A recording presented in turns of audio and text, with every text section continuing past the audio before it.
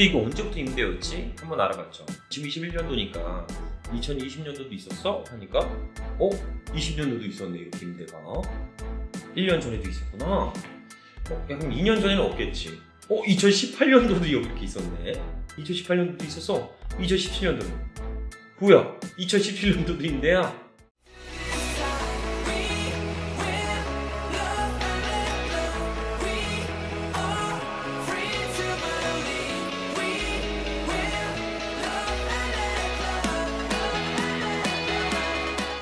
제가 입찰을 했거나 하려고 했던 물건들 위주로 좀 말씀드려볼게요. 바로 진행해 보도록 하겠습니다. 양천구 신정동에 있는 물건. 이거는 취하됐어요. 자, 용도는 근린시설. 토지 면적 54평. 그리고 건물 면적은 163평입니다. 그리고 여기가 아마 용적률이 한 150% 나올 거예요. 꽉꽉 채워 잘 지었습니다. 경매 구분은 강제 경매. 뭐죠? 소송에 의한 경매건이 진행됐던 건이죠. 자, 소유자는 이모모씨, 재무자도 같은 사람이고요. 자, 감정가 22억 5,400만원짜리. 감정가 100%부터 출발하는 물건이었습니다. 자, 해당 물건은 토지는 54평이고 지목은 대지입니다. 대지라는 건 건축 행위가 가능한 토지를 이야기하겠죠. 자, 건물은 1층은 지하 소매, 2층도 소매, 3층도 소매, 4층은 창고, 하나의 임차인이 통건물로 쓰고 있는 거예요. 등기부 현황을 볼게요. 자, 2012년 2월 13일 근저당이 말소기준 권리되면서 이후의 채권들은 전부 소멸한다. 토지의 등기부 현황, 동일한 근저당으로 말소기준 권리가 성립돼서 밑에 권리는 전부 소멸한다. 즉 낙찰되고 인수되는 금액은 전혀 없습니다. 자, 그럼 임차인 현황도 권리 분석해야겠죠? 자, 임차인 현황. 자, 사업자 등록이 2009년 1월 12일입니다. 이게 대항력의 여부를 결정짓는 거죠. 저한테 확정, 배당 상관없습니다. 사업자 등록일이 빠르면 미배당 보증금은 낙찰자에게 요구할 수 있습니다. 보증금 얼마예요? 2억에 월세 750만원에 거주하는 임차인인 겁니다. 자, 환산보증금액 이거 뭐죠? 전입세대를 신고하고 소액 임차인들은 주택임대차 보호법 안에서 보호받으면서 만약에 소액으로 임차를 등록했다면 다른 채권자들보다 우선적으로 변제를 해줍니다. 근데 상가는 보증금만 보지 않아요. 왜냐? 보증금은 한 500 걸어놓고 임대료를 매월 300씩 내시는 분들도 있죠. 형편성이 좀 떨어지기 때문에. 그리고 상가는 필수제가 아니기 때문에 보증금 플러스 월세를 같이 정했습니다. 그러니까 보증금이랑 월세를 같이 더해서 일정 부분을 곱해준 부분들이 상가 임대차 보호법 안에서 보호를 받는 겁니다. 월세 곱하기 100 플러스 보증금을 더해주는 겁니다. 그러면 9억 5천이라는 게 나와요. 이 범위에 들어와야 상가 임대차 보호법 안에서 보호를 받으면서 보호를 받을 수 있습니다. 상가 임차인은 2009년도에 사업자 등록을 진행했기 때문에 말소기준 권리보다 빠르게 전입되어 있죠. 2억의 보증금을 전액 변제받지 못한다면 낙찰자는 미배당 보증금을 인수해야 합니다. 근데 보증금 금액이 그렇게 크진 않아서 전액 배당되는 임차인이에요. 여기가 용적률이 한 300%까지 되는 지역으로 알고 있는데 한번 볼게요. 어떤 물건인데 이게 22억이나 하는 거야? 엄청 이쁘죠? 디자인이. 그죠? 여기가 맞춤 정장을 파는 곳이에요. 제가 항상 얘기하죠. 항상 상가의 임장을 제가 조사로 갈 때 거기서 사용하는 서비스 품목을 제가 꼭 사용한다고 말씀드렸죠. 그래서 이때도 간 김에 정장이나 한번 사야겠다. 정장 사면서 임차인과 좀 이야기하면서 여기에 대한 히스토리와 그리고 연장 여부와 명도 여부와 이런 것들을 같이 논의해 봐야겠다 라고 하고 그냥 들어가서 살라고 했는데 정장이 다 100, 200만 원이야. 100만 원, 200만 원, 300만 원 이래. 그래서 사지 못했어요. 그러니까 왜 그러냐면 여기가 예복이에요. 예복. 맞춤으로 고급 정장을 파는 곳이야. 실제로 사장님을 만났습니다. 들어가려고 하니까 저기요 부르더라고. 갔어 내가. 하니까 뭐예요? 경매 때문에 오셨어요? 이러더라고. 예 맞습니다. 경매 때문에 그냥 가세요. 손님도 없는데 이러더라고. 그래서 제가 그냥 갑니까? 저는 안 가죠. 사장님 제가 이거 입찰 받아서 최대한 임대차 관계를 유지하거나 최대한 완만한 좋은 쪽으로 좀 협의점을 풀고 싶은데 임대차 기간을 계속 유지하실 수 있는 건가요? 계속 임차 기간을 진행하실 건가요? 해당 건물을 사용하면서 약간 불편하거나 어려운 부분은 없으신가요? 이렇게 물어보니까 얘기를 해주시더라고. 이거 다 인테리어 본인이 직접 다 했대. 그래서 여기가 주변에 시세가 임대료가 그래도 못해도 5만원에 10만원은 받아요. 그러면 이 사람이 통건물로 임차를 쓰고 있으면 월세 750이 아니라 못 받아도 1000만원 이상은 받아야 되는데, 그때 알게 됐죠. 아, 인테리어를 전체 하는 조건으로 월세를 좀 낮췄구나 라는 생각을 갖긴 했습니다. 그러면서 이걸 내가 인테리어를 다 했는데 지금 뭐 내가 나가려고 하는데 주인은 연락도 안 되고 아주 죽겠다 내가. 그리고 뭐 수리해달라고 하면 수리도 안 해준다. 물이 새는데, 물이 철철 위에서 새는데 수리도 안 해준다. 그래서 내가 화딱지 나갖고 나 이거 낙찰 받고 돈 다 받고 이거 싹 다 다시 원상복 회복하고 나갈 거다. 이거 다 부셔버릴 거다. 이거 건물 다 부시고 나갈 거다. 내가 뼈대 골조만 남겨놓고 다 부시고 나갈 거다. 화딱지나 사면 되겠다. 이렇게 얘기를 하시더라고요. 아니 왜 연장 계약을 그럼 저희가 논의를 해보셔도 괜찮지 않습니까? 그러니까 무슨 소리 하는 거냐. 나 여기 옆에 부지에 건물을 샀대요. 그리고 건물을 올리는 중이래. 글로 이사 갈 거래. 그리고 나 이거 싹 다 부시고 나갈 거래요. 약간 이게 안 좋은 관계를 좀 유지를 하고 있구나 라고 생각은 들었던 물건이긴 합니다. 자, 한번 지도로 한번 볼게요. 자, 목동역 거리를 한번 볼게요. 목동역에서 2번 출구까지. 2번 출구 나와서 해당 물건지까지 방문하는데 도보로는 3분, 200m 거리가 됩니다. 이렇게 걸어도 이렇게 걸을 수 있죠? 이렇게 나와도 200m. 둘 다 거리는 똑같아. 출구는. 그죠? 굉장한 초욕세권 그런 물건이에요. 근데 이제 여기가 보시면 뭐다? 목동 로데오 패션 문화의 거리입니다. 테마 상가들이 밀집한 지역이다 이거죠. 테마 상가, 의류 상가는 전체적으로 시장이 지금 다 안 좋습니다. 제가 일전에 동대문 상가 올리신 거 한번 보셨어요? 전멸입니다. 이런 것들이 다 전멸이에요. 전멸. 실제로 사람이 없습니다. 그래서 저희가 이걸 임장을 갔다 왔는데 한번 보여드릴게요. 자, 이 물건이에요. 이 물건. 그죠? 이 물건이죠. 제가 여기가 이제 로데오 거리야. 목동 로데오 거리. 사람을 제가 못 봤어요. 걸어다니는 사람을 못 봤습니다. 지금은 이렇게 한두 번 걸어다니긴 하는데 이때는 내가 한 명도 못 봤어. 이렇게 핫한 로데오 거리에 1층 상가가 공실이야. 여기도 뭐라 써있어요?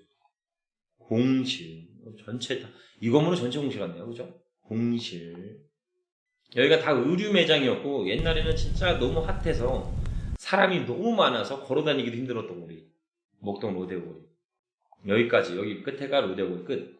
이렇게 로데오 거리인데 상가들이 전체적으로 공실에다가 유령 상권입니다. 그래서 실제로 사용 수익화를 하기는 다소 어려울 수 있는 부분들이 있다. 근데 우리는 또 이제 다양한 출구 전략을 잡기 때문에 해당 쪽에 뭐 가맹점 유치나 본사 이전을 하는 부분들도 있었어. 그러니까 첫 번째는 출구 전략 첫 번째는 목동 전체적으로 아파트 단지가 많이 있고 그리고 이 주변에 이렇게 패션 문화의 거리라고 만들어 놓은 이 테마상가 이 골목길을 가만히 내두진 않겠죠. 어떻게든 상권을 활성화시키기 위해 관할 지자체가 많이 노력할 겁니다. 혹은 아파트 단지로 향후 개발에 대한 호재성도 분명히 존재하고요. 땅 자체가 이속성이 있다는 거예요. 목동 땅 자체가. 역세권에 200m밖에 반경이 안 되는 목동역에서 주변에 뭐가 안고 있다? 싹 다 아파트 단지가 안고 있다. 이쪽에 싹 다 아파트 단지입니다. 그죠? 이런 핫한 상권 목동 쪽에 충분히 가시성은 있죠. 향후 미래 가치도 분명히 존재하고. 그래서 여기에다가는 이제 첫 번째는 그 대기업 프랜차이점이랑 입점에 대해서 얘기를 나눈 것들도 있었습니다. 그리고 본사를 저희가 여기로 이전해서 여기를 사용 수익화하는 과정들도 있었어요. 왜냐하면 역세권과 너무 가깝기 때문에 가시성이 좋죠. 진입로와 가시성이 좋아서 본사 이전도 충분히 괜찮았어요. 주변에 임대료가 한 8만원 정도에 형성이 되어 있기 때문에 여기도 마찬가지로 임대료가 8만원 정도 형성되면 얼마죠? 이 건축물 면적이 163평입니다. 한번 계산기로 이번엔 해보죠. 163평 곱하기 8만원 1300만원이죠. 1300만원 곱하기 11개월은 1억 5,600만원의 1년의 임대료가 나옵니다.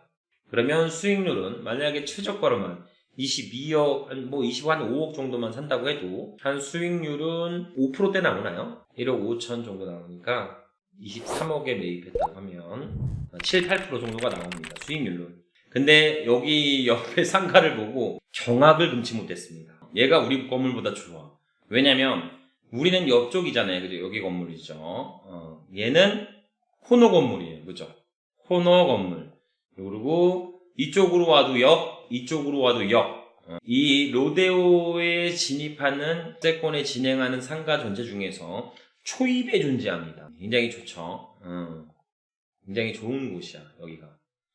여기에 임대 문의가 이렇게 붙어 있었어요. 그래서 물어보니까 이게 통임대를 쓰는데 한 2천 정도 달라고는 하더라고요. 그래서 괜찮다라고 해서. 근데 이거 언제부터 임대였지? 한번 알아봤죠. 지금 21년도니까 2020년도도 있었어? 하니까 20년도도 있었네, 이렇게 임대가. 1년 전에도 있었구나. 그럼 2년 전에는 없겠지. 2018년도도 이렇게 있었네. 2018년도도 있었어. 2017년도는 뭐야? 2017년도도 임대야. 2016년도는 이때는 이제부터 이게 건물이 있었는데 이 건물주가 이걸 사면서 필지 합의라고 들어 올린 거예요. 언제? 한 17년도 정도에 들어 올렸겠죠, 이렇게. 그러면 이제 17년도부터 17, 18, 19, 20, 21, 5년 동안 공실이었던 거야. 전체 공실. 코너 상권에 자리가 이렇게 좋은 거야. 어떻게 생각하십니까? 난리 났죠? 야, 이게 왜 이게 임대료가 좀 비쌉니까? 좀 낮춰주세요. 라고 얘기했거든요. 근데 이 분이 돈이 많대. 이 건물주 분이 돈이 엄청 많대요. 그래서 개별 임차를 다 안 맞춘대. 개별 임차도 안 맞추고 상가 임대료 조정도 없대요, 협의가. 왜냐? 상가는 임대료 맞추면 어떻게죠? 만약 내가 당장 대출 이자 때문에 임대료가 들어와야 돼서 힘들다면 임대료를 낮추면 거의 다 맞출 수는 있어요. 근데 안 맞추는 이유가 있습니다. 상가 매매가가 떨어져요. 매매가가. 상가 임대차 보호법 10년 동안 계속적으로 임차를 가져가야 될 텐데 뭐 매년 올린다고 해도 많이 못 올리잖아요. 퍼센테이지가 적기 때문에. 그러니까 그냥 안 맞춰버리는 거예요. 그래서 이 건물주가 돈이 있다고 합니다. 그래서 평당 한 10만 원인가? 그 정도 임대료를 해서 통으로 임차할 거 아니면 아무도 들이지 마라. 그냥 나 가지고 있어도 상관없다. 그럼 막 중개사분들이 얘기하더라고. 원래 여기 한두 개 층은 계속 임차를 맞출 수 있었는데 이 건물주가 전혀 안 맞출 거다. 그래서 이게 막 공실이 막 5년 동안 상가가 진행되니까 이걸 내가 버틸 수 있을까? 어차피 시간 싸움이긴 합니다. 명동이랑 똑같아요. 제가 일전에 명동 상가 한번 얘기한 적 있죠? 자체 땅은 희소성이 있잖아. 희소성이 있어요. 뭐 제가 이거 테마 상가로 쓰지 않고, 그러니까 패션 의류타운의 상가를 쓰지 않고 이걸 들어 올려서 주거용으로나 혹은 뭐 일반 상가들 여기 보시면 되잖아요, 그죠? 커피 전문점 위에 사무실 뭐 이런 것들 있죠. 그냥 일반 상가로 이쪽을 조금 더 개조한다면 충분히 사용 수익성은 나올 수가 있어. 꼭 우리로가 아니더라도. 근데 굳이 좀 가져갈 필요는 없을 것 같다.